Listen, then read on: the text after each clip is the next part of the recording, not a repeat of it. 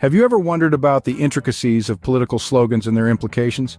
Today, we delve into the depths of Zimbabwean politics, where a slogan has stirred the waters of speculation. In recent news, ZANU-PF's National Political Commissar Mike Bimha disowned the slogan 2030, Mnangagwa Vananga, which translates to Mnangagwa will still be in office in 2030. This slogan was launched by members of the ruling party, believed to be from a faction aligned with President Emmerson Mnangagwa. Observers interpret this move as an attempt to amend the constitution, allowing Mnangagwa to seek a third term in the upcoming 2028 general elections. However, Bimha stated in an exclusive interview that the slogan did not originate from the party's commissariat. He further clarified that the possibility of an election before 2028 was not on the table, reinforcing that ZANU-PF respects the Constitution.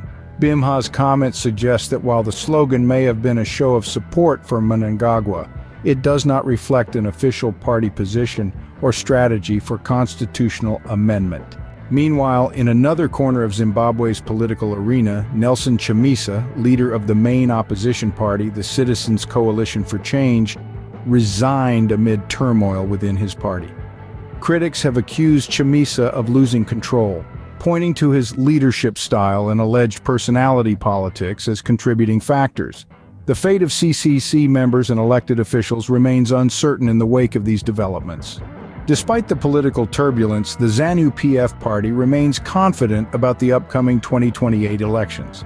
Bimha stated that their focus is on economic issues and fulfilling promises made to their electorate.